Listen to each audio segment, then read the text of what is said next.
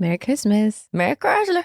Merry Chrysler. Merry Christmas. Hello. What are the other things that she says? That's our vocal stem, and we actually don't think we have done it this year, which is Merry Christmas. Merry Chrysler. Happy Chrysler. I miss Vine. I do too. I heard it was coming back. I do too. So, but do we think it's going to be a new format beyond 6 seconds? They said that they were going to upload all the previous ones as The well. hits? The hits. I love when I see a video on the internet now that people are like, that would have done numbers on Vine. Yeah. Welcome to Disrespectfully With Katie Maloney. and Dayna Kathan. Unapologetically. We're here to do what we want to do. Spilling the tea. Babe, you're going to see the power of women. Like, Disrespectfully.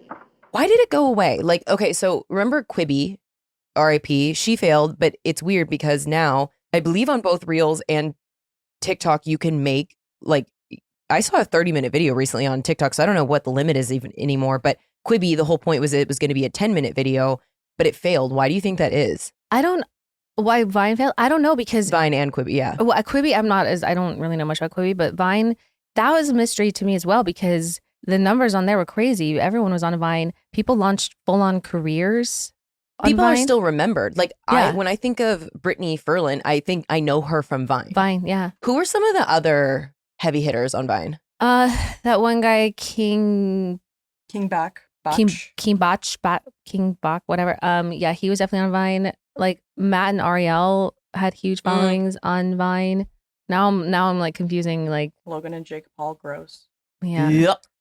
My favorite, Let's just keep this. Let's keep this a lighthearted, good episode, okay? Let's not talk about them. but a lot of my vocal stems do come from Vine. Absolutely. Look So, at all those chickens. were you? I'm guessing just a consumer, or were you a creator? Oh no, I just consumed. I Same consumed. with TikTok. You're doing the content. You're churning out the content. It's for the love of the game.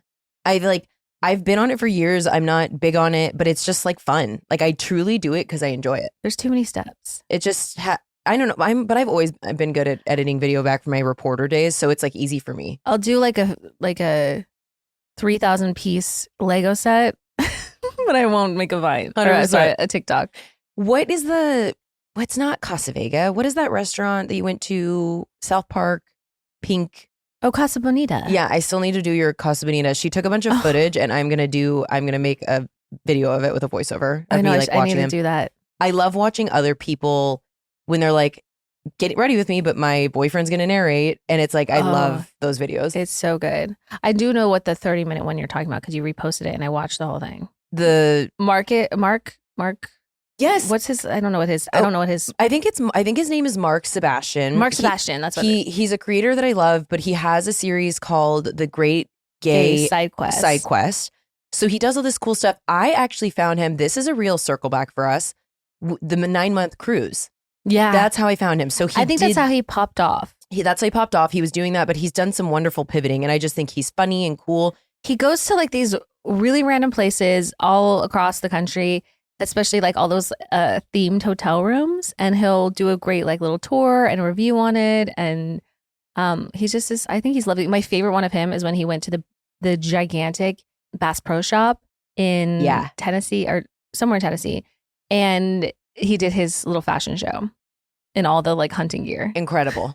Incredible. So I reposted it, and I watched that thing on normal speed, which says a lot. He recently went to, I think it was an Omni hotel somewhere. I think it was It was where they have Asheville. all It was the in North Carolina. gingerbread houses. He did all the right steps. He reached out beforehand. He made sure, said, hey, I'm going to be coming to film a TikTok. I'm able to do this. He paid for his own room. Like he was able to be there. He is not an ornery person or someone who has beef. So when he laid this out, what happened, they treated him like absolute garbage. He was respectful. He was quiet. Do you know how many influencers, TikTokers we see that are disruptive to the world? Like he's not that way. Like he went and was reviewing all these gingerbread houses that they had made. He wanted to get like an establishing shot that he does at the beginning of all of his. And he found this great location. He came down to the lobby of the hotel at 2:00 in the morning just to like not disrupt any people's visit there. And he moved a sign, maybe he said like 18 inches? He said 2 signs, moved him 18 inches just to do the quick establishing shot, but then moved them back. Yeah. He put them back. And this guy comes over to him. He's like, do you have the right to be filming here? Gave him a hard time, was getting in his face. He left. The other guy came back, told him to go to his room. He was like, what's your room number? And he told him, and he's like, you don't stay here. And he was like, I do stay here. That is my room number. Anyway, it's interesting. Go watch it. I'm totally on his side. I reposted it because it's just they're definitely fucking around and finding out. And he had like a terrible experience at the Biltmore house, estate, whatever it's called, where it's the same thing. Like he was filming like everybody else was on this tour, but they essentially yelled at him, kicked him off. He wanted his money back. And they, of course, had reached out and apologized since, but he's like, I'm not going to go back there. Yeah. I never want to go back there again. I think he squashed it with Biltmore. Biltmore was like made it right, but I think this hotel is kind of doubling down. But yeah, it's upsetting to see like there are so many obnoxious creators in the world, and he's just such a good. He seems like a good guy and a nice one. So it's so silly to me. Well, we love you, Mark Sebastian. Yeah, Mark, if you hear this, we love this. Come have a side quest over here. Keep doing what you're doing. Hey, so there's a present in the room. There's a elephant box in the room. There's a rather large gift in front of us. A capaciously large box. A ludicrously capacious big gift. From our friends at Spirit Christmas. Spirit Christmas. Should we open it? So, by the way, everyone, Merry Christmas Eve. It's Christmas Eve. A couple things real quick. We're only having one episode this week. So this is the one we're doing a combined episode. Next week, we are off and we are back the week of the 5th. Don't miss us too much. Just FYI, we'll be thinking about you. Of course. Do we want to look in the box? Let's dig into it. What's in the box? I knew you were going to say that. Uh-huh. I can make this bow into a blouse. It's so large. It's another box. Oh, boy. Okay. Katie's opening the box. It's a bunch of other wrapped things. Oh. Do we think they're ornaments? And now we have our tree and we should have, this feels like a cup. It feels like it is an ornament. It is an ornament. Wow. Wait, I'm going to hand them to you and Okay. you place them on the tree. Oh, Jesus, fuck. Okay, I didn't break it. Okay, so we have a little thing of ice cream and a cute ice cream sandwich. Damn, I wish we had had this sooner. It's okay. We'll enjoy it for today. Oh, a piece of pizza. How cute is that? Oh, so cute. It's your favorite. Olives and onions. Oh, wow. Do we have some festive Bows. earrings? Cute. Look Okay, at we have some these. bow earrings and some wreath earrings. Which one are you more partial to? Kind of like the I like the bows. Look at us. Great. Incredible. Okay. Cute. Oh, we got some more ice cream. Another ice. What flavors do we have? We have chocolate. Chocolate. We have strawberry. Oh, wow. Oh, a corn dog. A Oh, it glittery glittery corn dog. Wait, this is so good. I wish I could eat Damn. that. Oh, watch this. An avocado. Thanks. Wasn't that a vine? Yeah. I see. There we go. Wow, it's like they knew. Okay. Allison, I might need your help hanging these unless they get up. And a taco. Cute. Another Cute. sparkly one. Okay, Okay, so great. that's- Wow, this package is a hit so far. Thank you, because I'm doing the awkward things. I'm trying to wait, these are great. Ready? It looks like a Christmas You sweater. better. Oh my God. It says, you better not shout, you better not cry, Be and it's quiet. Art the Can I Clown. have it? Yes, Oh my 100%. God. Of course you can. Wow. Do these people live in my brain? Oh, Dana. We got some Christmas slippers. Little reindeers. This one's for you. Giddy up, sluts. Oh my God. This is so fun. Okay, it's almost like someone from their team listens to this show. Oh, wait, there's a card. Giddy up, sluts. Hi, Katie and Dana. The Disrespectfully podcast is on our nice list this year. We wanted to make your holiday season a little more cheery with some Spirit Christmas merch. We hope you enjoy and have a spirited holiday. Keep on slaying. The Spirit Christmas social team. Here, You can I have the card? guys, Or I yes. just have- Wow, another Is this for Allison? Oh, wait, or I'm a slut for Christmas? I mean, that's great too. Which one? Allison, would you use one or should we give one to Nick? Give one to Nick. Okay, he gets the slut. Slut for Christmas? Okay. Oh, we got some hats. Santa's favorite, Mary. Cute. Oh, more slippers. Cute. Which one do you like better? Do you like the Santas or the reindeer? I kind of like the Santas. I'll take the reindeer, Also, not- I feel like those are smaller. For Yeah, me. these are smaller for me. Does someone listen? You got Spirit. This is so Oh, wait, cute. there's another sweater. Another giddy up slut. Allison, that one's for you. All right. That's for you, Yeah, this Allison. got Hell your name yeah. all over it, girl. Or you can give it to Max if that's better for Max. But you let us know. I think they're both cute. You share clothes. Cute. Oh, wait. That's. Oh, wait. Thank there's you, one more Spirit. in here. Is it a nutcracker? How'd you know? Cause the shape, babe. Oh, you can go to the other next to the other one. There you go. Put it on the So other cute. side of the menorah. That's all that's in the box. Wow, what an A1 gift. Spirit, that was so fun and so sweet. Thank you so much. Wait, Katie. What? Katie's sweater lights up. Shut the fuck up. Here, turn it. Pull the thing. Katie's Art the Clown sweater lights up. Oh my, we need batteries. We need batteries. Okay. Damn. AA. And Terrifier 3. Terrifier 3, 100%. And their sound. You know what this sounds like? This sounds like Krampus's bag. Okay, wow. I need two. Okay, we'll light this up and then we'll move on and jump into the episode. But wow, this was so fun. Spirit, truly, every time they do this, like it warms our cold, brittle hearts. Should I put the slippers on? Oh, hell yeah.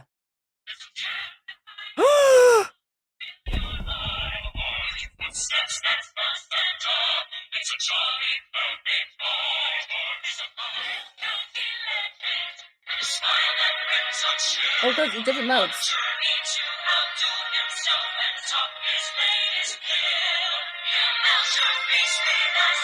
I melt your face with ice.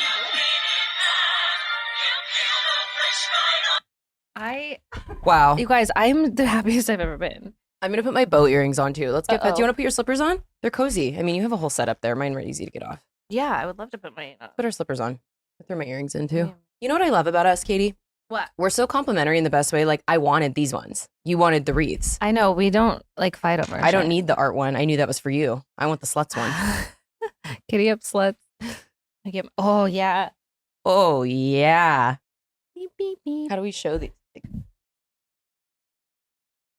Ow! Just got a Charlie horse. All right. Well, that was so And they match my much outfit. fun. I wore my red sweater today, not to look like the devil, but to look like festive. Oh, I didn't. Okay. Well, how are And- my earrings? Oh, they actually go really well with your sweater. Are they cute? Okay, great. Anywho, Anywho, hi. hoodly-hoo. Look at Anywho, look at that all, tree. Look at all those, and also we'll have those for next year too. So great. Look at all those chickens.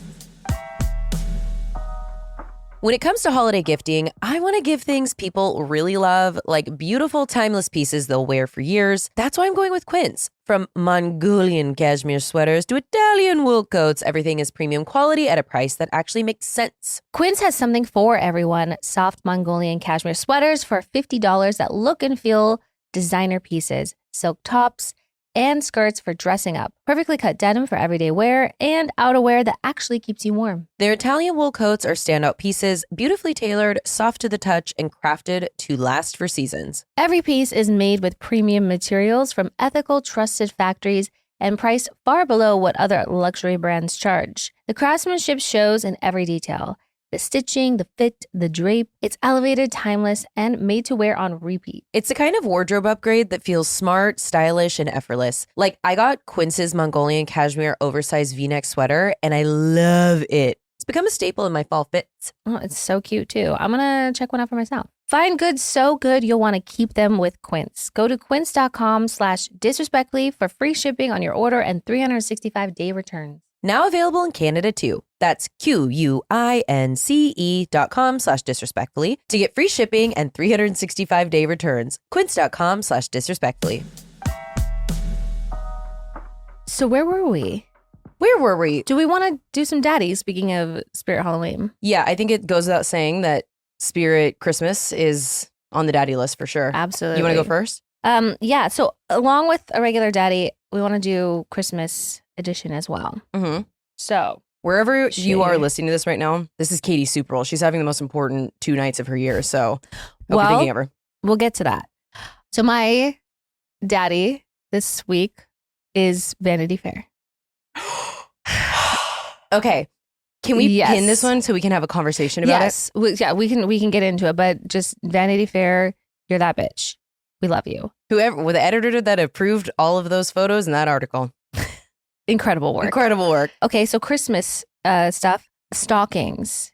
Mm. I fucking love a stocking. I like, especially when there's like little presents wrapped within a stocking. But I just think that, okay, what I loved about stockings was when I was younger as well, growing up, me and my brothers would always like sleep in one room and we listened to the Polar Express on cassette that was like looped as we fell asleep. And then we woke up, Santa put our stockings right outside the bedroom door. So we would open up our stockings, you know, that would keep us busy. And then we'd go up and like grab our, parents to like open up presents. But I don't know. The stockings were always such a hit, and I always really look forward to that moment. Is it a universal sibling experience to sleep in the same bed on Christmas Eve? Me and Brittany always did, 100% of the time. Did you and your sister, Allison? We didn't do Christmas growing up. Oh, that It's is okay. I don't know if there's a Hanukkah equivalent. Probably not. Never mind. We still believed in Santa, and we shared a room and would stay up to listen for Santa. Okay, love. He skipped us. Me and Brittany always did. And one year we realized that we thought it was Santa. Who knows? But my mom was leaving the stockings out before she went to bed. And so one year we were really excited and we went out there to look and we found them. So we started opening our stockings at like 3 a.m, just the two of us. Oh, and then putting it back in. And then my mom found that out and was like, are you fucking kidding me? And so then the stockings lived in her room in perpetuity, even when we were like teenagers. Where she was like, no more stockings until we get up because we were troublemakers. You lost those privileges. But I completely agree with that, Daddy. Kind of like sides on Thanksgiving. The stockings are it for me. It's my favorite thing. Absolutely.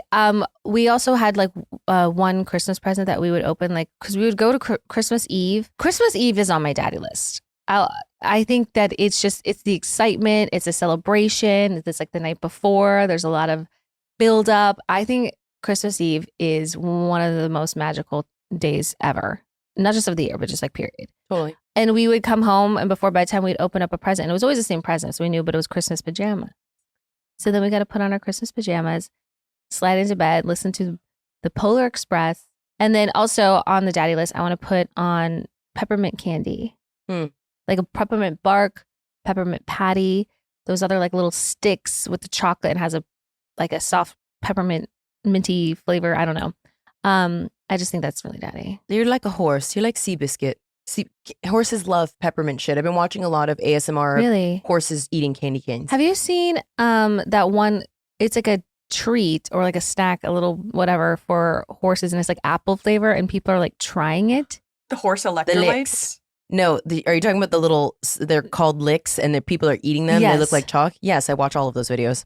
I love it. Are you I would curious? eat one. Yes, Should we get one in the new year and maybe. give it a little nibble? My veneers are shaking, but yeah, I want to try it. It reminds me of those things that people make floral arrangements out of. Those like green, squishy, styrofoamy things. That's what it reminds me of. Mm-hmm. Anyway, I kept it short. So who's on your daddy list? What's on your daddy list? She's making a daddy list and checking it twice. So first on my daddy list, which is both Christmas and non-Christmas related, is Kristen Stewart. And I'm sure that we've had her on before, but she did an interview recently that just absolutely knocked my socks off. She is just so smart. And I really love watching this new face for her as being a filmmaker and a director and bringing back integrity to the process and everything that she calls out in terms of misogyny in Hollywood. And she's just hot, first of all. Yeah. Also very, that part, very daddy, love her style, but just who she is fundamentally as a film creator and as a talented actress. And one of the things she mentioned, I didn't realize this, she was 17 while they did the first Twilight. Wow. 17. She was a kid. Baby. A literal teenager. So I thought that was cool, but then also her Christmas movie. Yeah, it's called Happiest Season. Season. Yeah. it's Happiest a good Season. one. So that is both non-Christmas and Christmas. Another Christmas-themed one for me is Christmas-themed TV episodes. Oh, I love when shows do this. It's like when you think of like a classic like Friends, which I haven't seen all, but I've seen the holiday episodes, The Office, Sopranos. Like I love when shows incorporate the season within a scripted show. and every like TGIF show, like Boy Meets World and Family Matters, and yeah, all of those. I don't know if it's as much anymore in terms of streaming, but so I guess that's for me more of a nostalgic thing. But then I also think nostalgia in general really applies when we're talking about Christmas. And I do appreciate nostalgia, but it's like thinking of all those traditions. Like we did the same thing. It wasn't Christmas jammies because we were all just wearing like big band tees, but it was like every year we open one Christmas on Christmas Eve. And I love hearing other people's traditions of the different movie you watch on Christmas Eve and the movies you watch on Christmas and what you eat and just the reason for the season. Do you feel not sad, but I definitely yearn for those times that even though you can't get back, because as you get older and your family spreads out and you lose family members, that you don't have those same traditions and you're trying to find and forge new ones, whether it's your chosen family or the family that you're raising. It's like a weird transitional period. And I feel like it's taking too long. No, totally. I mean, I don't think it'll ever be. And people are like, oh, having kids, like reliving it for them. I mean, I will say it's special that, you know, my nieces are now 5 and 2.5. So they're getting to that age of being able to, like, I mean, Lenny especially, but and that part of it is fun, but it is you get it once when you're little, you know, and then it changes, and it doesn't mean it's still not great, but like I definitely have the yearning. Yeah. For it also helped that I situations. grew up in like a Christmas town. That is very true. It was a winter wonderland. Yeah. It looked like a Hallmark, a little movie set. Well, Allison, you didn't get to experience this because you grew up in LA, but just during the holiday season in general, Seattle, it snows on Christmas once every like 6 years. And it's like we get like once, because it's usually just raining. So when that happened, it was magical. I have very fond memories of that. Speaking of stockings, so my mom always made our stockings really special. I did one for years for Brittany after, you know, everything. And like, I really appreciate, shout out to, this is kind of sad, but happy, my sister's best friend, Lisa, who I've mentioned before, who's like family to us, that we've known her since we were 9. The year that my mom passed away, and so this is like a week before Christmas, I came home one day because I hadn't been staying at home, and there was a stocking on my bed, and it was like the best stocking ever. And she didn't leave a note. So at the time, and Brittany had one, and we didn't know who it was, but she wanted to make sure we had stockings. And it was like, got full body chills. No, it was like in this like horrible, very dark moment was like a reminder. And so I wanted to pass that tradition along. Anywho, my sister has allowed me to take over the girls' stockings. So I'm now the stocking meister. So I got them new stockings with like their names embroidered, and Lenny's has a cute reindeer with bows, and Roey's it's a little snow girl in a snow globe, but it kind of looks like her with the cheeks. So that's why I picked them. And I picked all their gifts and the different things. So I'm so excited. I'm actually driving my sister insane right now, making sure, I'm like, can you please send me a photo? I want to make sure everything got there, because if it's not, I need to make, you know, dealing with the places I ordered things from. And she was like, enough. It's there. You'll see it when you get here. So I'm really excited to put it together when I get home. I love that. I think stockings are such a great gift. I don't want to spoil anything because they all listen to this. Family, friends. I think especially like when you don't know what to get for like your mom or, you know, your mother-in-law or father, like, or, you know, just, I think sometimes like the people that are hard to shop for, getting a stocking filled with just like a bunch of cute, like little treats or maybe things that they love, a gift card, I think is a really special gift. Well, that's the thing about it that I think is so special is they can be very thoughtful. Yeah. You have to be, it's curated to the person. It's so instead of like one big, I would rather have a stocking than like a big gift. I love that whole vibe. So there's this girl who I saw on TikTok, and she was like, I'm making gift baskets for all my friends. She had like 15 gift baskets spread across. Did you see this? With the honey and the jam. Like she's from the Appalachian Mountains, and her friends all give her like crap about it. So she had created a bunch of stuff from back home. She like made homemade butter. She made blackberry wine. She made like little because she checked everyone's ancestry to find about what ancestors are from the Appalachians, so that way she could give them the history of that. She had like a little like biography, and then she gave them like a membership card or whatever to the Hillbilly Club or something. It was like she kept going on. I'm like, this is the most thoughtful thing I've seen anyone do for anyone. Like, where do I apply to be your friend? No, it was, well, and then also, obviously, she said Appalachia, and I was like, I know you have stories. Tell us. I want to hear. Tell me about your mimic. Oh my God. It was so thoughtful. Speaking of that, like my algorithm on TikTok the other day was just really giving. And so I was trying to stay on it for a little while so I could interact with much. I was getting Transylvania posts, Dracula posts, more ghost story posts, a lot of vampire shit. I was like, now I responded back to you and I said, your algorithm is spooky. Because that's all it was all on the theme, which I appreciated all of them. I know, it was so good. A guy went hiking solo for whatever reason in Romania up near the Dracula castle. It was freezing cold, obviously. And so he was forced to enter into the castle, and that was the last they heard from him. They found his tent and they found food scattered, but they didn't find him. Yeah, he's still missing. I mean, that's a sad, because he made a distress call because I think he got caught in a storm, so they made efforts. But yeah, that's a scary, really sad one. Oh, another thing I want to add to the daddy list is Michelle Pfeiffer. Man, she's hot. I just watched a new Christmas movie with her. It's called Oh, What Fun on Amazon Prime. And it's just, it was really sweet. It was actually a really good movie, but kind of told about like all these Christmas movies are always, you know, talking about the men and how the men are the heroes. And, you know, then there's the Santa Claus of it all. Like, where are the moms, the ones who actually make this day really special? I thought that was cute. And so it kind of follows that story. But that's interesting you say that because that does relate to my basement, but we'll get to that at a later date. She's so, I mean, the amount, her body of work. One of my favorite books growing up, says a lot about me, was White Oleander. oh, wow. Yeah. And her in that film, I remember when I saw it after I had read it, she was so perfect for the character. And actually, I'm like, that kind of feels like a Christmas movie for me because the Santa Ana winds are happening in LA right now. And every time we talked about this the other day, because you're like, makes me think of the holiday. I'm like, makes me want to watch White Oleander. Horrible, devastating story, but a really good film and book if you're interested. Watch them both. Yeah.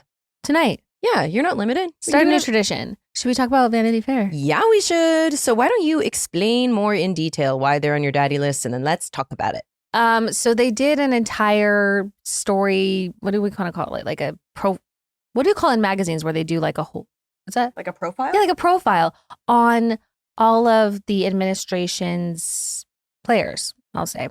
But it's not what you thought. At first, I think everyone was like, what the fuck, Vanity Fair? But then you read it and you read the excerpts, and basically, what's her name? Susan Wiles. Susan Wiles was basically just chucking everybody under the bus in that. And they like pulled a lot of quotes from just like what, again, when you do these types of things, remember, you're on record. So anything that you're saying in between shots, in between, not just like while you're giving an interview, can be used in the piece. And so who was it? I think JD Vance said, I'll give $100.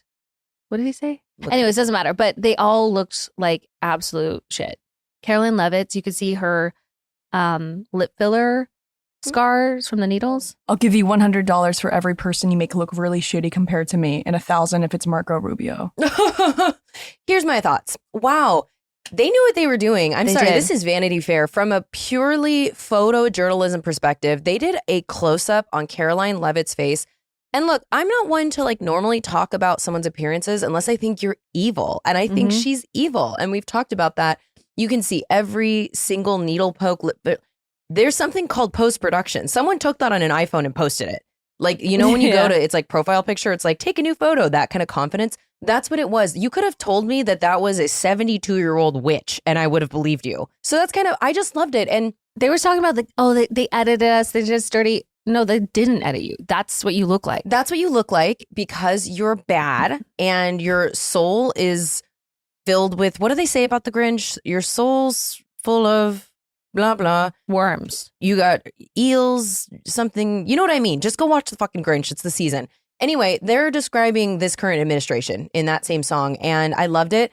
Stephen Miller is, when you look at a photo of someone and from an aura perspective, you can just see the insidious nature of this person. He is one of the architects of Project 2025, and if you don't know a lot about him, I highly recommend you go and look up. He's doing a lot of the puppet strings from the background. Really scary, really dark, in extremist.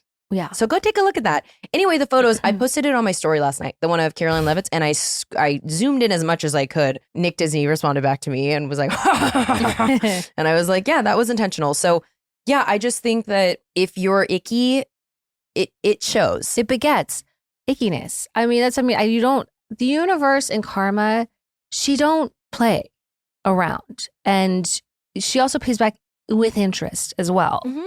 So if you're out there being the worst person possible, don't expect sunshine and rainbows coming your way. Expect whatever you've been giving out, but a lot worse. That's just how this works. You don't get to just stomp all over women's rights, human rights, whatever the fuck else, and expect nothing to happen. Be racist, xenophobic. There we go. All the things. I also will say I like that Vanity Fair had the journalist back, but the entire thing was recorded, 100% of it. So now they're doing this backtracking. Wiles, Caroline Levitt, whatever, they're all saying like, no, it's taken out. No, there is video or audio of the entire thing. Also, the people with the whole context of it all. Again, the thing with context is if you add context to it and it doesn't change what's being said, then it doesn't fucking matter. It is what was said was what was said.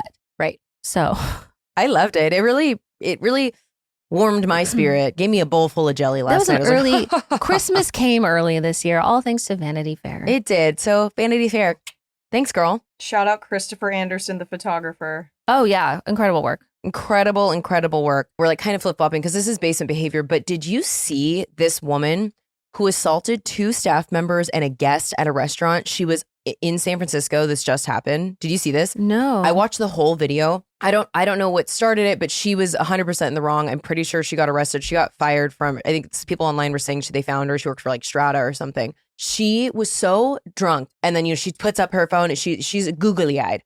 Her boyfriend is obviously afraid of her, won't like try and intervene. She's punching staff, hitting them, grabs with the bartender's hair.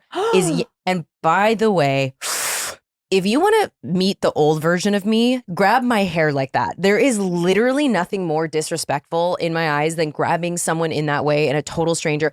A guest tries to intervene. She hits the guest. She's letting this. They're trying to get her. She's small. I'm like, how did it start even? I don't know. Over something stupid. Everyone was aligned. She was in the wrong. Whatever happened, she was being a drunk animal, was in the wrong. So they go outside. She has this bartender's hair. This poor guy who's not involved at all is like, please let her go. Please let her go. Please let her go. Please let her go. Finally, she gets away. The bartender tries to remove herself. She chases after them, goes to grab her. The bartender must have watched WWE growing up because what happens next was one of the more satisfying things I've seen on the internet. She somehow hoists her in the air and slams, like it makes a noise. Like she goes to the ground. Bartender goes back into the restaurant. Immediate crocodile tears out of the girl. And the boyfriend is like drunk finding her. I'm just like, get it together, people. You cannot assault other people.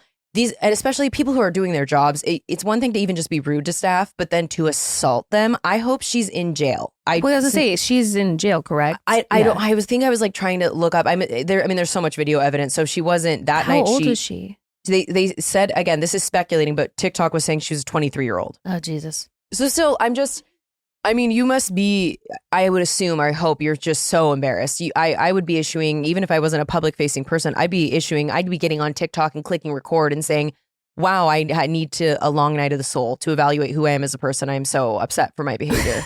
You know that anxiety is going platinum. So I hope that it is. I'm like, you should be so embarrassed. When you watch videos like that, I was like, I wish I had been there. Visceral reaction. There was another video I saw, and it was weird because people's reactions were a little split.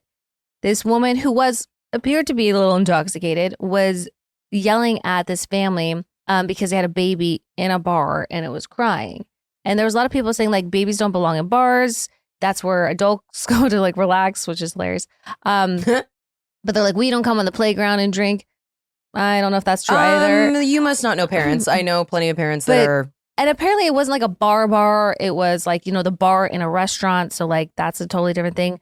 But how would you feel if there was a baby in a bar past the hour of like 9 p.m.? So I wouldn't like that. But also there's laws around. I get that it's a restaurant bar. But then I think it's when it's a time. Because like, okay, if we're at a brewery and it's noon on a Saturday and there's families, like families love breweries. They love breweries. And you have a right to be in the world with your baby. But I'm sorry, I don't, for the baby's sake. Why is there a baby in the bar at 9 p.m.? Does it have headphones on, by the way? Because it's pretty loud. Like, well, that's how I feel about it. Like, I'm not trying to like shame anyone for wanting to bring their family around. Like sometimes like we know childcare is expensive. We know all of that. But like at a certain point, I'm like, is the child okay though? Like, should the child not be like snug in bed right now? I don't know. So yeah, it was just the reaction was the split down the middle there. I would say as a child-free person, you have every right to have your kids in the world. Love that. Where I draw the line is the best interest of the baby. It makes me so mad when I see, we've talked about this before. Sorry, I don't think your 6-week-old baby belongs at Disney. Your baby is not old enough to be vaccinated yet. And if you're an anti-vaxxer, sit the fuck down. I'm not even getting into this with you right now. But there's things like that. Like a baby that young should not be in a big-ass crowd with people running all over them. I just don't agree with it. So like for me, it's just like, or when I see an infant at a concert, even if we have the headphones on, I think there's certain situations, but some of that I'm like, damn, it's making me really sad to see this baby here right now. Again, we understand childcare, all of it. Like you shouldn't stop living your life, but when you're putting your child's health and safety at risk, I just don't know if I can agree with that. On the other hand, too, there's people that bring small babies into movie theaters, which I can understand, but like also take care of your kid. Not when it's The Nun. What was that fucking movie we were seeing that was a scary movie that I had to go? It was The Nun. It was The fucking Nun.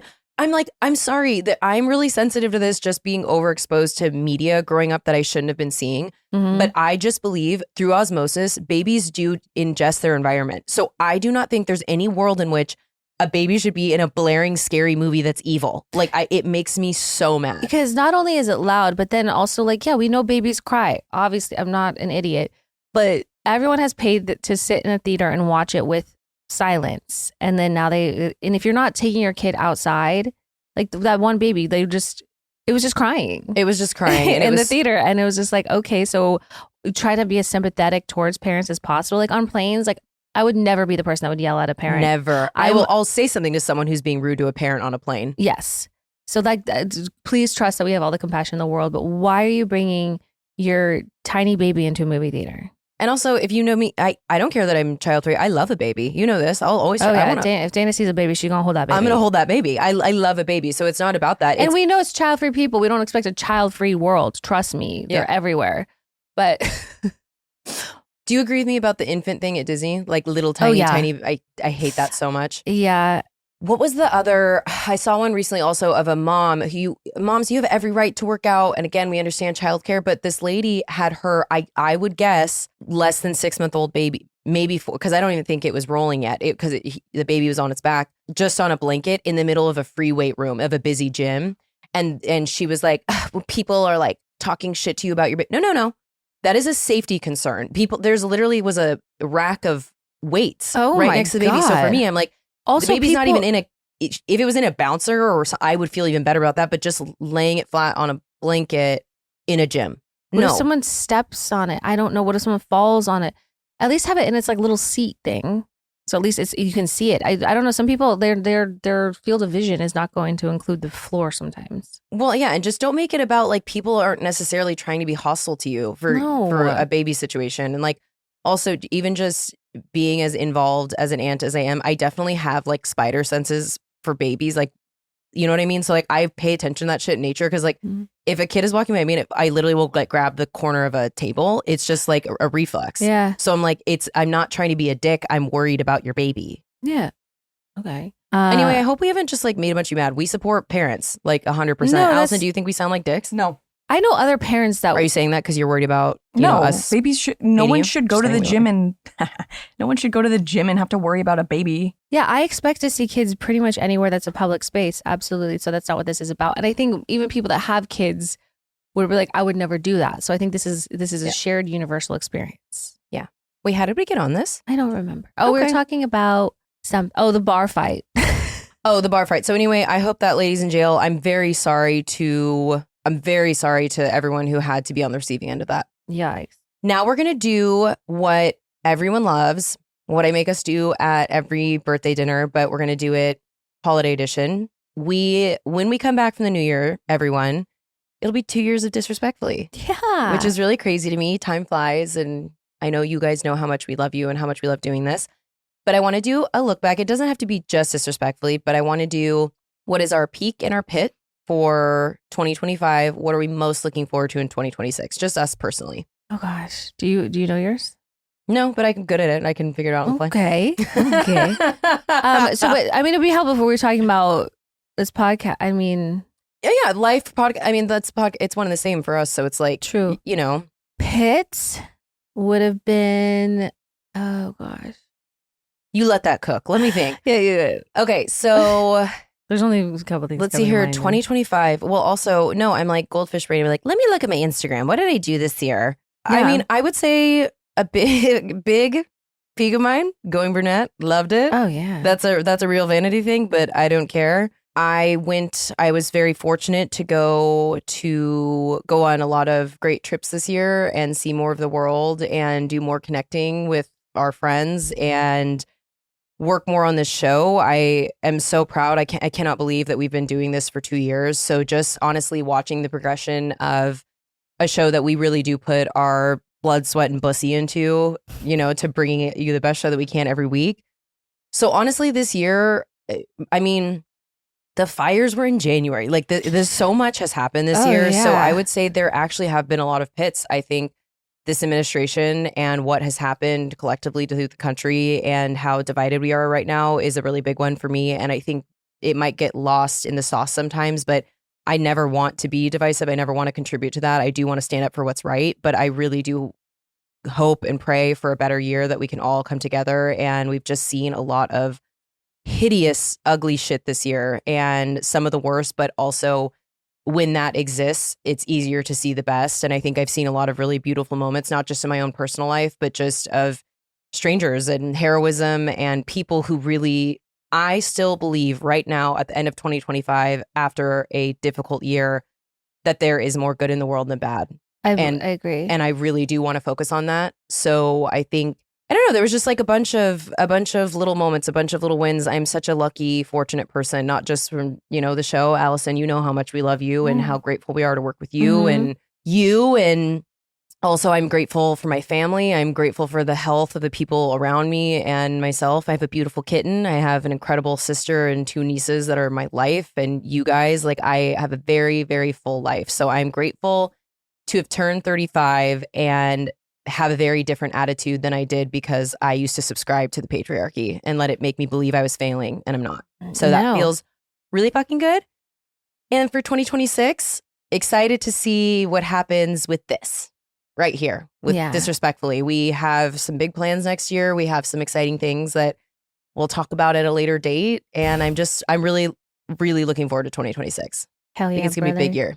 Well, that was really good. What about you? I mean, like, I feel very much the same in terms of like the pits. And it's, even though it's not in my personal life, it obviously affects all of our lives and what's happening in the world outside of us. It's been really scary at times, really unsettling. I feel like I've been having to self-regulate more than usual.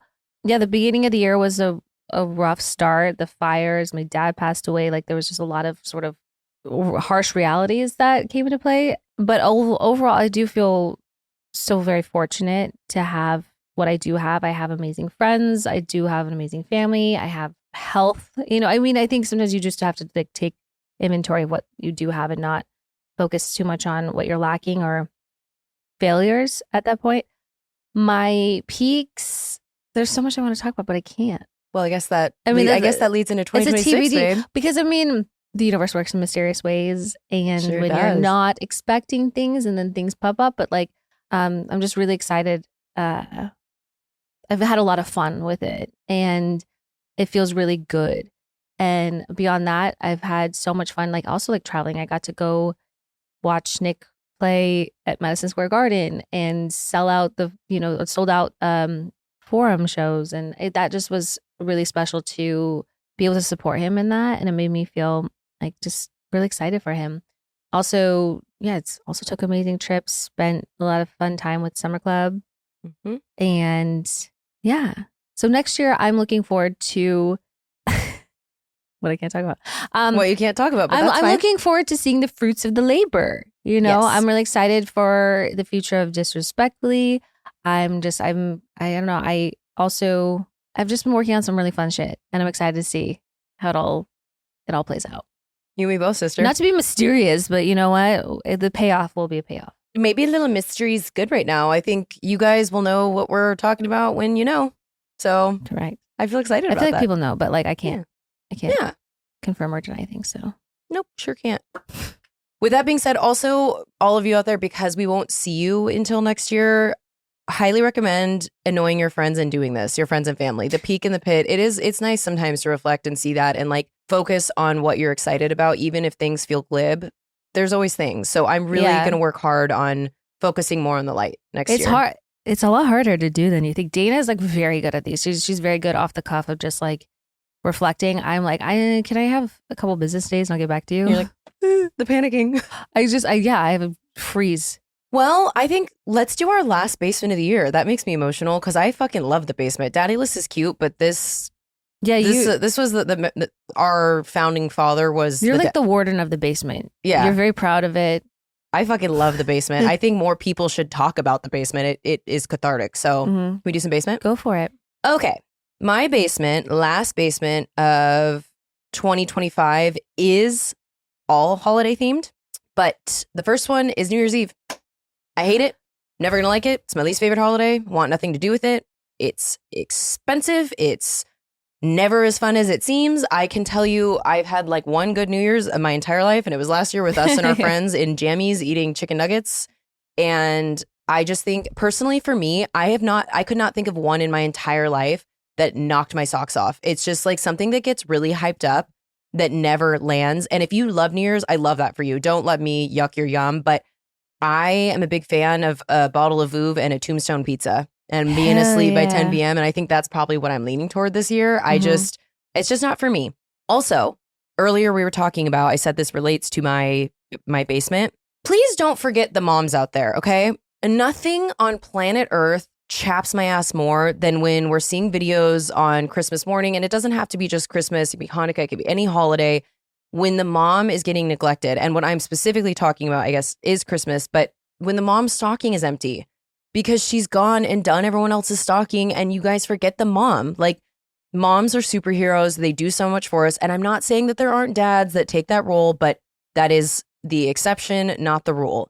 So please take care of your moms this holiday season and make sure they get their love. And let's not neglect the people that bring the magic to the season. Yeah, and they really do make it special. They are the Christmas magic. And even like, you know, if mom's like, no, don't help me with the dishes or whatever, do the dishes. Just like do it anyway. If they're doing the cooking, like, let's all look out for each other and notice who's bringing the magic and take care of those people. It makes me so sad when I see that.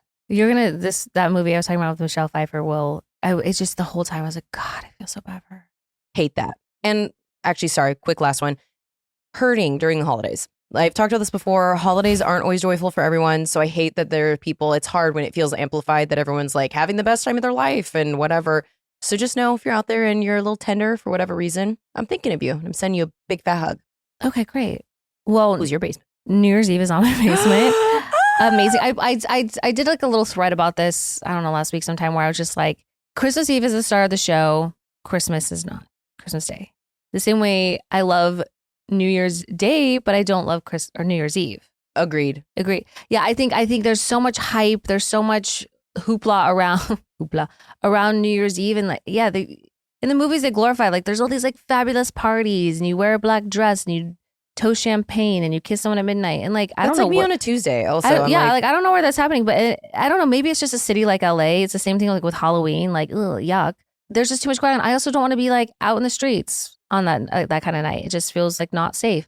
I feel like this year also we're gonna do like a celebrate at the 9 p.m. ball drop and then scoot on to bed. Daddy. Yeah.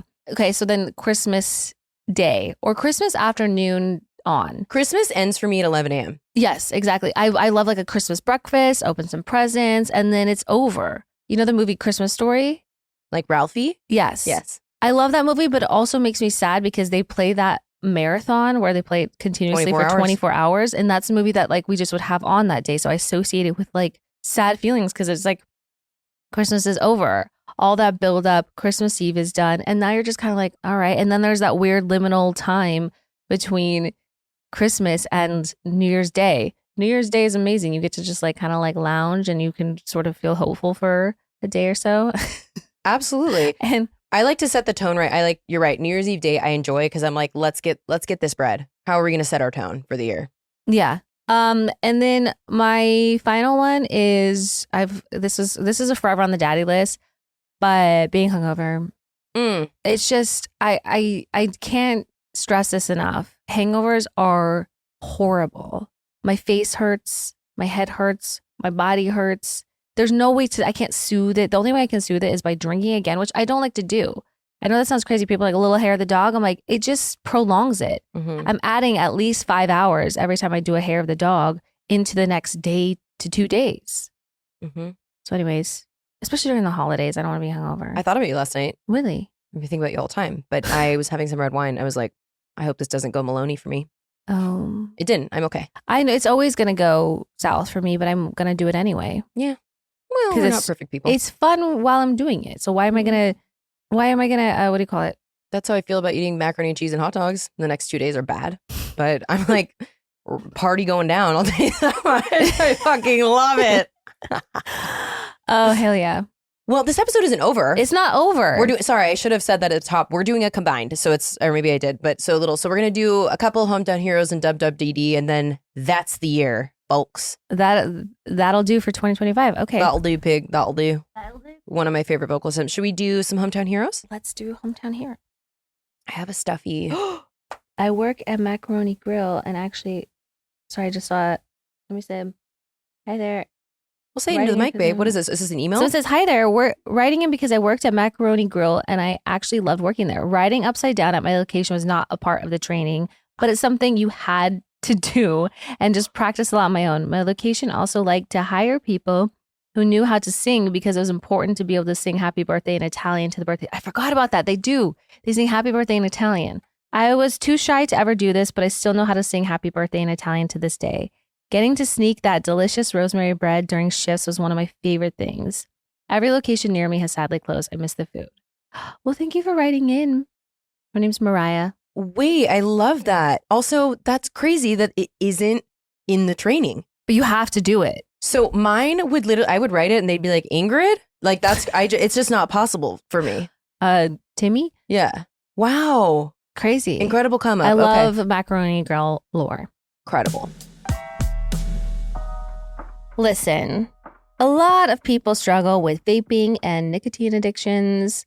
You know, I don't know who or what you are talking about. 1 minute, you're curiously checking out the mango flavored USB cartridge your friend has in their mouth. And the next, you're chain vaping in the public bathroom stall, just trying to get through the workday. It's never been us, but you know. Well, no, actually, we've all been there. But on a journey to creating a better, healthier lifestyle for yourself, one of the hardest things to do is quitting or even just cutting back on vaping. Quitting nicotine isn't just about the cravings. It's a lifestyle shift. You don't want to just ditch your morning coffee routine, late night hangs, or going out with friends just because you're battling cravings. Jones gets that done. With discreet, great tasting nicotine mints, pop a mint when everyone else steps out for a smoke break. That way, you can have fresh breath and still be part of the crew. Craving? Open the app and play Quiddle, a 1 minute game proven to take your mind off the urge.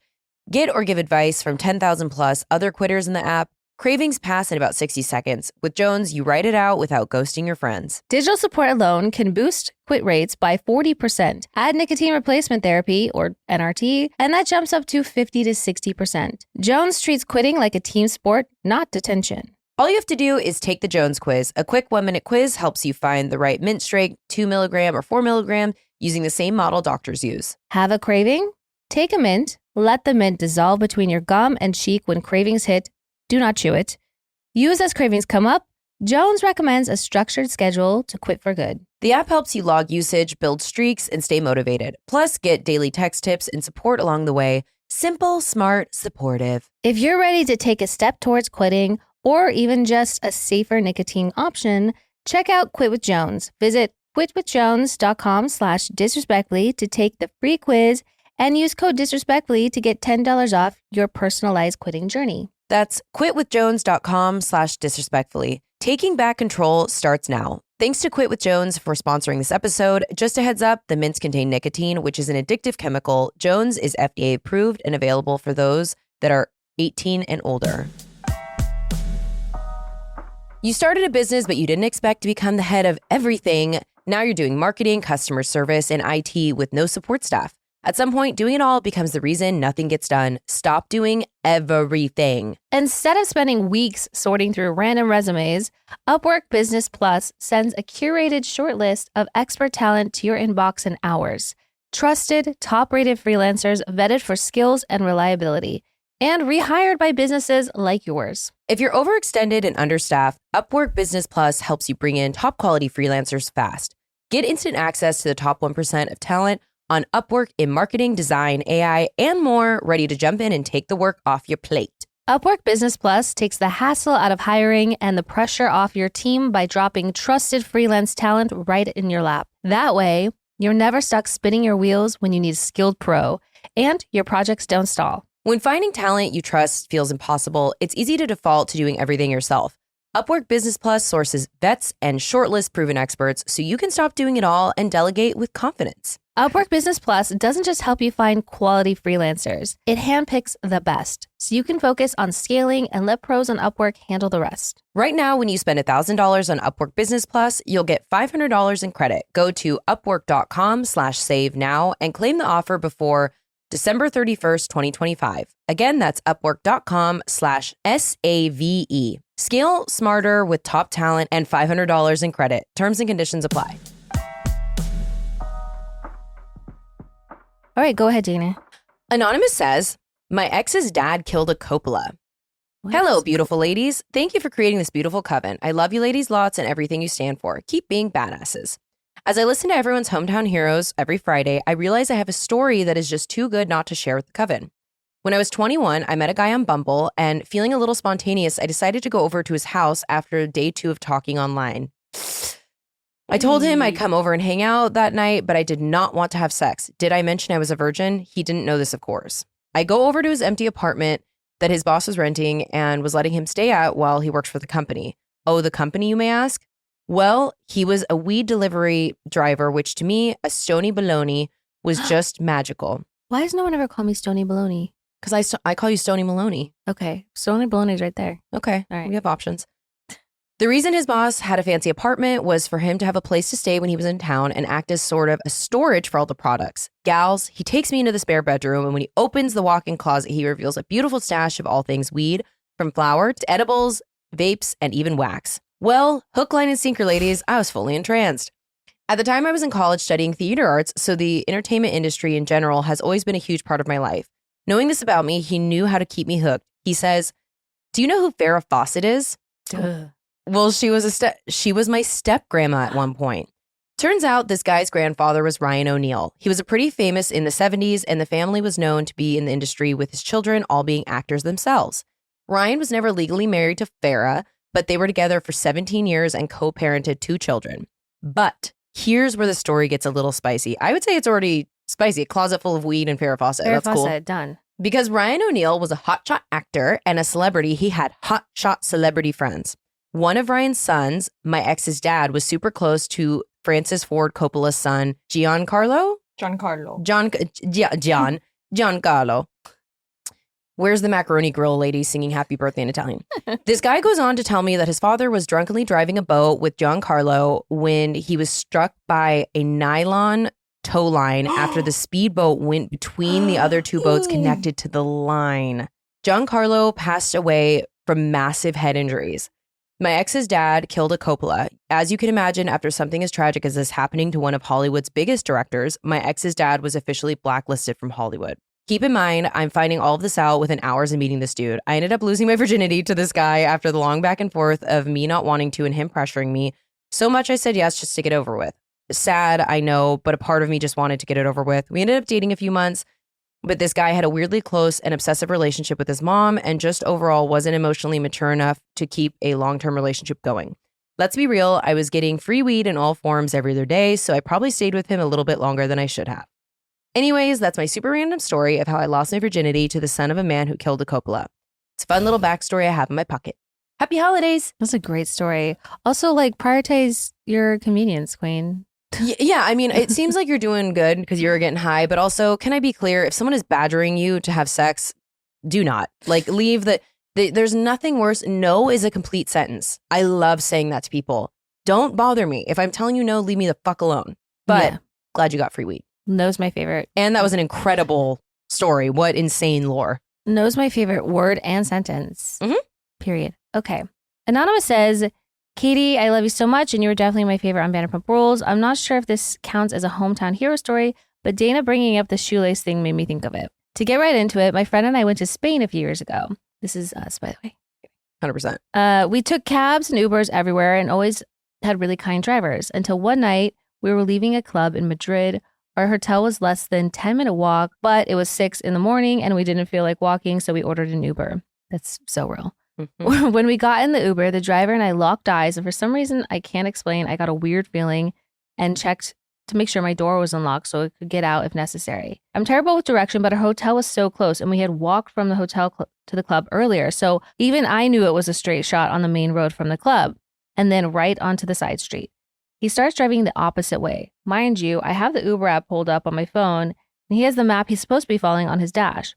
Some of the drivers we had knew shortcuts to get places we were going, but there was no need for that with this drive. He misses 2 turns he's supposed to take to turn around. I finally say, sir, I think you're supposed to be turning around. He didn't say English, so he obviously didn't respond, but he stops the car. I listen to true crime and I'm way more paranoid than my friend, so I start to open my door, which was unlocked, and look at my friend waiting for her to tell me to relax.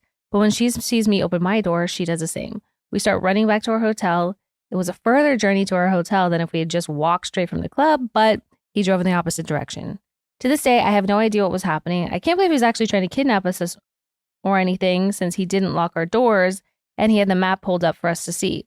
He probably thought, these dumb American bitches, when we started running. Thank you for reading. I hope that wasn't too long. Always trust your gut. And yeah, who's to say, but like, why would you want to fuck around and find out at that point? Always trust your gut. It is better to be safe and wrong than and right. 100%. Just trust your gut. So proud of you for doing that. And who knows, maybe he did just think you were a dingus, but also maybe he had more nefarious intentions. Yeah, like I know, okay, if they accept the trip, is it a flat payment no matter how long it takes? Or, because I mean, sometimes I remember with cabs, they try to like run the meter up by like taking the long way or the way that like, I always like the get there route, but you know, when you're in a cab, you're up, you know, you're merciless. Well, and then if you're in a cab with me, I'm looking at the map the whole time. And if I think something's up, I'm making it everyone's problem. Yeah, you know what? This looks good right here. I'll get out. Thanks, bye. Okay, should we do a couple WWDDs and then end this year right? Yes. Let's do it. Hey, guys, please write in disrespectfullypod@gmail.com. Keep doing it in 2026. We want to hear from you. Yes, we do. Anonymous says, hi, Katie and Dana. Day one listener here. Dana, I am also a 35-year-old single cat lady who has also lost her mom when I was 19, so I can relate to you on many things. Katie, I'm so happy you found your happily ever after. When this dilemma popped up, I knew I had to write in and ask my pod besties for help. Another chronically single friend and I are going away for New Year's. We met on Bumble BFF, been friends for a few years, and have traveled together before and travel really well. We caught up recently and she told me she has a boyfriend. She said she had a recent breakup, so I wasn't sure if he was ready, but things have been going well over the last few months. I think she said he had a recent breakup. Oh, I'm sorry. He had a recent breakup. For context, she's 37 and he's 44.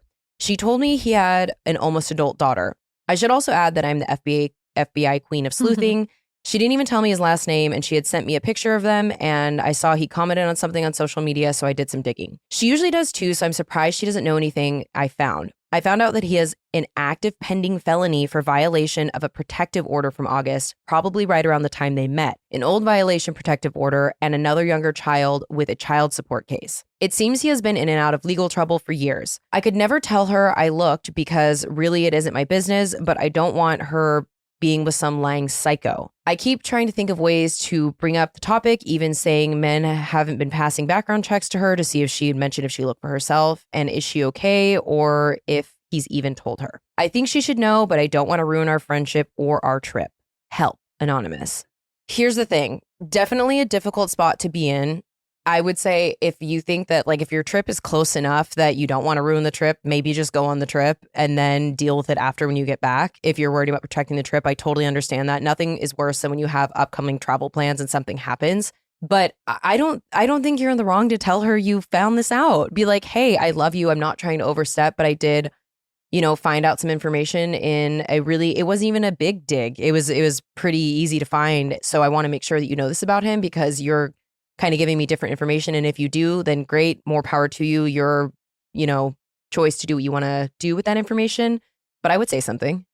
I think there are some instances where you're just like, he seems like kind of a mooch, or he seems like or he's a bit of a dick. But when you find that there's like legal, like someone has filed something with a court, that's big. That's a big deal. They had to involve authorities in these types of things. And like, I think that's a lot bigger than just like maybe catching a vibe. Yeah, he has multiple children. He's alluding to only having one. Exactly. So the fact that he has that's a pretty big thing. And even though if he's admitted it, that's still lying. Lying by omission is actually, in fact, lying. So I would say something. I mean, obviously it's going to be in the delivery and how you bring it up, but just say, I was just like doing what I do. Obviously your friend probably knows this about you, so it shouldn't be the most shocking thing that she's heard.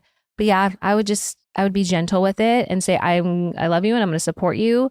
But like, I wish you would really just consider this. Mm-hmm. But wait till after the trip if you're worried about it. But yes, if they're your friend, they're going to understand you had good intentions. Yeah, I would maybe ask her like some more questions too, just to find out if maybe she knows everything, but just didn't want to tell you. Yeah. Because she was scared that you would judge her. But I think being a good friend is also being honest. So If I were on the receiving end of that, I would be appreciative that my friend was looking out for me. absolutely.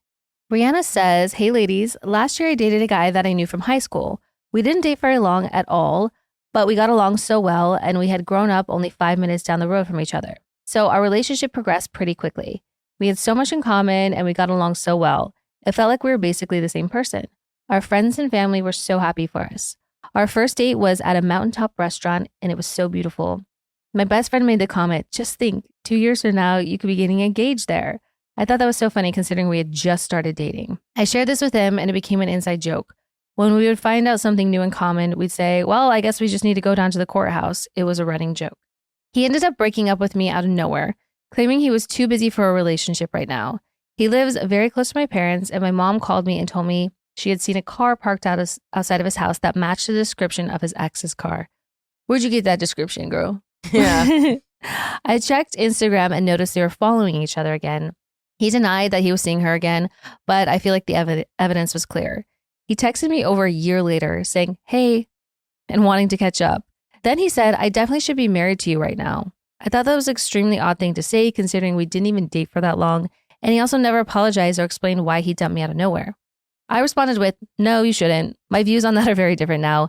We definitely should have never been throwing that word around even as a joke. He never responded back. I told my grandma about this and she gave me so much grief over it, saying that I was too harsh and I ruined my chances of ever being able to get back together with him. I didn't think what I said was bad, but it's been making me spiral. I did try to call him once after I had that conversation with grandma and he never called back or didn't answer. Could you let me know if I'm really in the wrong for what I said? It just doesn't seem like he was being genuine or else he would have apologized to me and explained why the sudden breakup. I love you ladies so much. I rewatch VPR often and you guys are always the best part of the show for me. Love always, Rihanna. Quick answer. No, you're not in the wrong for that. I think he showed you exactly who he is. He seems like a bit of a love bomber. If things are, I don't want to say like if things seem like too good from the start that you should be weary of it because sometimes things just click from the beginning and that's great. But if somebody's going to dismiss you like that without any real explanation, I think that's all you kind of need to know. And sometimes you can, again, when it's a short-lived relationship, we've talked about this before, that sometimes those are the hardest ones to get over because there's a lot of unanswered questions. But I would feel very confident in your decision and not let your grandma, I'm sure your grandma's a lovely lady, but sometimes, our elders' points of view can be a bit antiquated and she seems that she might subscribe to that whole just give a man what he wants kind of thing. Let's be clear. Granny's from a fucking different time, okay? Yeah. I'm sure she's great. I'm sure she makes wonderful cookies. Granny is indoctrinated into the belief that men are the prize and that's the most important thing and she wants you to lock something down. No, you said the exact right thing. I think you were nicer than I would have been. Mm-hmm. You didn't do anything wrong. He's not for you. He showed you his cards a year later. That's what he says. Yuck. So just so you know, no, you didn't do anything wrong. We're not speaking to him anymore. Block his number. Period. Mm-hmm. Anonymous says, hi, Katie and Dana. First, I want to say I love both of you on Vanderpump Rules, and y'all get me through the week with this podcast. So I've been struggling with infertility for the past 6 months, and my husband and I just found out that his brother and sister-in-law are pregnant with their second child, and it's a girl. So it will be the first granddaughter and great-granddaughter in my husband's family. The holidays are already a struggle for me because of my infertility issues, but my family makes everything about his brother and sister-in-law because they have the first grandchild in the family, and we don't have kids. My husband's parents know that we are struggling to get pregnant. It's kind of like nobody cares how we are feeling and we should just be happy for them. But I just can't stop feeling angry and sad about it. And it's like I lash out at my husband because I get so upset. Do y'all have any advice for getting me through the holidays without feeling angry and upset? Well, first of all, I already know we're both so sorry you're dealing with that. Infertility is such a painful, I think sometimes something that's swept under the rug issue that a lot of people face, a lot of couples face. And I think that it's a complicated, layered situation. So what I want to say is you're entitled to feel however you feel about it. You're grieving. It's something that's kind of other people don't see that this is going on. And I know you're saying you feel this way because your family knows some of this. But while you're entitled to feel exactly how you feel, unfortunately, they need to be able to feel the joy about their blessing. So those things can coexist. And I would say, unfortunately, I don't think there's a silver bullet or a perfect, easy advice that we can give you to make it any easier. I think be kind with yourself. I think have really open communication with your husband about the fact that you feel like you're taking it out on him and you don't want it to be that way. be gentle with yourself. If you have to step out, if there's a baby shower and you're not up for it, then it's okay to just take that time and set those boundaries and be there for yourself and show up for you. But you also shouldn't try and dim this time for them. And it's more about just not putting yourself in the situations where you're going to have a hard time with that. You need to remove yourself and feel your feelings. Definitely do that.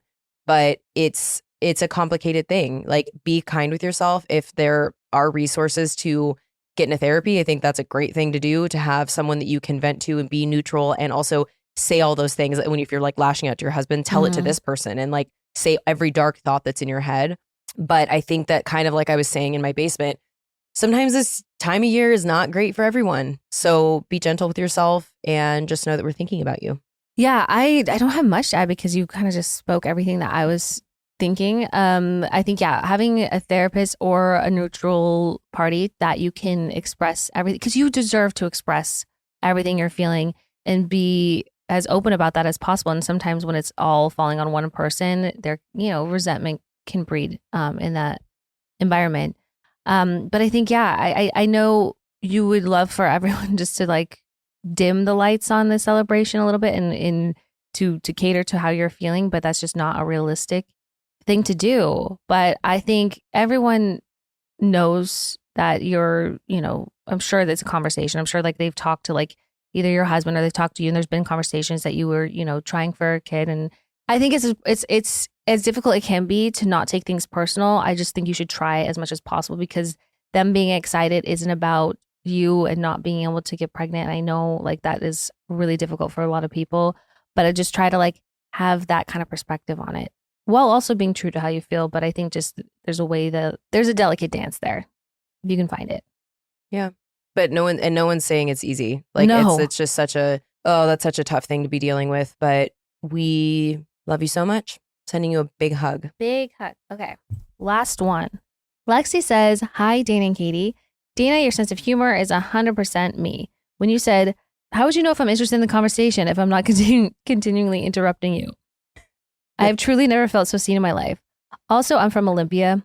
RIP to our youth, because can you believe Wild Waves is closing? A cultural loss.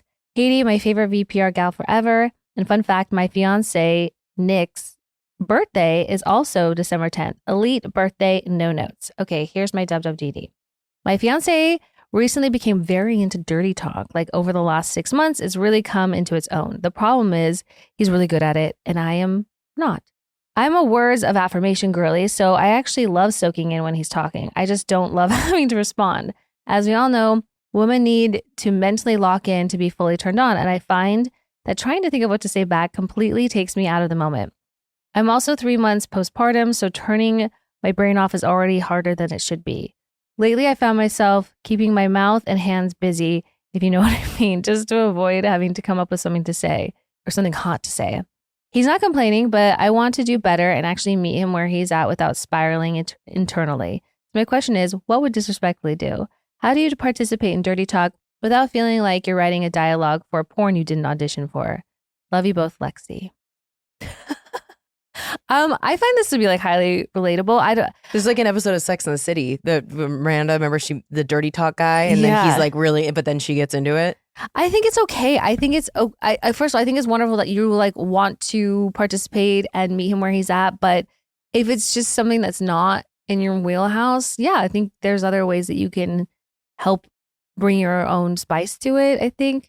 But I don't know. I mean, do you like dirty talk? Sure. Fuck it. I'm not like, it's not something that I'm like, no, I do. And if so, and also, do you like to say it, or do you like when you hear it? Both. Okay. And I'm just someone who's like, if it's not outside my boundary, like I'm pretty much down to clown. So if it's like, yeah, fuck it. If you're into it, sure. Whatever. Yeah. Okay. Well, I'm advice on like how and what to say. I'm not entirely sure on how you go about that. How do you feel about dirty talk?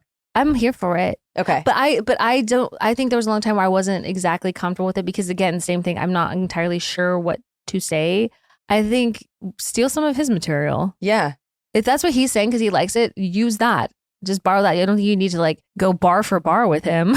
No. And sometimes it's just like, narrate what's happening in the room. I feel like if you ever feel lost and you don't know what to do, you don't got to pull from some like weird porn that has, 6 people involved and and bananas. Like, just say like what's going on. Like, honestly, a lot of times, like, do you like that goes a long way. Like, talk about like, and just be present in the moment. And also, it's okay to then offline, not when you're boning, say like, this doesn't come naturally to me, but I'm trying. I want to support your needs. So just what do you like? What do you like to hear? Like, have that conversation so you can understand better what works for him. And then also, you might fall down the rabbit hole, babe. And then all of a sudden you might be not able to shut up. Exactly. Yeah, I think asking them what they like to hear, because obviously it is to help like turn you on or get you, to help elevate the mood. So if there's something in particular that really gets him going, then ask him about it. I think the more you can just like have open conversations about sex and about these types of things, the more fun it can be. I think when it's like shying away from it or feeling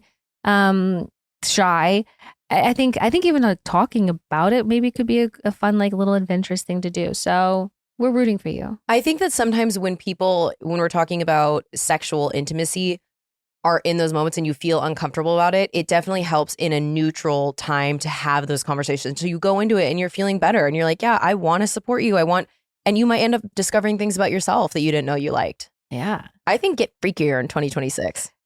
That's, yeah. Well, when we get back, we'll do some New Year's resolutions. Well, and we were talking about, in general, just like we need to have like maybe just like a sex positive specific episode where we really just get into the nuts and bolts. Get it? We'll bring more of that for you guys next year, but I think that that's a perfect way to end it. That is a great way to end it. It's very disrespectfully coded ending there. Get freakier 2026. Thank you guys for writing in. Thank you for listening. Thank you for being this community. We love you. That's also a big peak. Oh, I'll say a peak for this year real quick is when we meet y'all in the wild. And it's so much fun. The girl that I saw walking around the reservoir, who was like, I'm listening to Disrespectfully right now. I think about you often. So thank you. No, we love that. And when you write in, you're like, oh, we saw you, but we didn't say hi. Say hi. We love meeting you guys. And maybe you'll be seeing more of us next year. Yeah. All right. Well, that's it. Merry Christmas. Happy New Year. Happy Hanukkah. Happy all the things. Happy holidays. Happy holidays. Till next time. Okay, love you. Bye. Okay, love you. Bye.